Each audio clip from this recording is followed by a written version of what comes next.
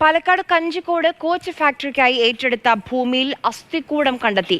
ഇന്നലെ വൈകിട്ട് പ്രദേശത്ത് വിറക് ശേഖരിക്കാനെത്തിയ നാട്ടുകാരാണ് അസ്ഥികൂടം കണ്ടത്. പോലീസും ഫോറസ്റ്റ് ഉദ്യോഗസ്ഥരും എത്തി അസ്ഥികൂടം കസ്റ്റഡിയിലെടുത്തിട്ടുണ്ട്. ശ്യാം പ്രസാദ് ഉത്തമൻ വിവരങ്ങളുമായി ചേരുന്നു.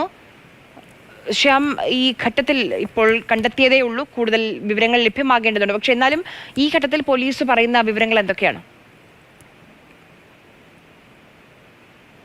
അതായത് ഈ പാലക്കാട് കഞ്ചിക്കോട്, അതായത് ഒരു ഒഴിഞ്ഞ പ്രദേശമാണ്. ഇവിടെയാണ് ആളുകൾ പ്രധാനമായിട്ടും വിറകും മറ്റുമൊക്കെ ശേഖരിക്കാനായിട്ട് പോകുന്നത്.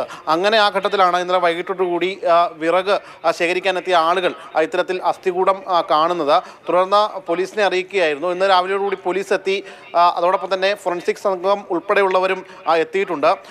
പ്രധാനമായിട്ടും ആ പ്രദേശത്തെ നാട്ടുകാർ പറയുന്നത് 4 മാസങ്ങൾക്ക് മുമ്പ് ഇവിടെ ഒരു വയോധികനെ കാണാതായിട്ടുണ്ട്. ആ വയോധികൻ്റെതാണ് എന്ന ഒരു സംശയം. ഈ അസ്ഥികൂടം കിട്ടിയ സ്ഥലത്ത് തന്നെ വസ്ത്രങ്ങൾ കത്തിക്കരിഞ്ഞ നിലയിലും അതിൻ്റെ അവശിഷ്ടങ്ങളും കണ്ടെത്തിയിട്ടുണ്ട്. എന്തായാലും നിലവിൽ ഈ കസബ പോലീസ് എത്തി ഈ അസ്ഥികൂടം പൂർണ്ണമായിട്ടും ശേഖരിച്ചിട്ടുണ്ട്. അതോടൊപ്പം തന്നെ ഫോറൻസിക് സംഘവും സ്ഥലത്തെത്തി പരിശോധന നടത്തി.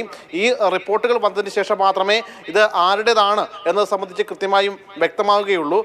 4 മാസങ്ങൾക്ക് മുമ്പാണ് പ്രദേശത്ത് നിന്ന് ഒരു വയോധികനെ കാണാതായിട്ടുള്ളത്. അദ്ദേഹത്തിൻ്റെതാണ് എന്നാണ് നാട്ടുകാർ ഒരു സംശയം പറയുന്നത്. പക്ഷേ കൃത്യമായ രീതിയിലൊരു ഫോറൻസിക്കിൻ്റെ കൂടി റിപ്പോർട്ട് കിട്ടിയാൽ മാത്രമേ ഇതിൽ കൂടുതൽ അന്വേഷണത്തിലേക്ക് മുന്നോട്ട് പോകാൻ കഴിയുകയുള്ളൂ.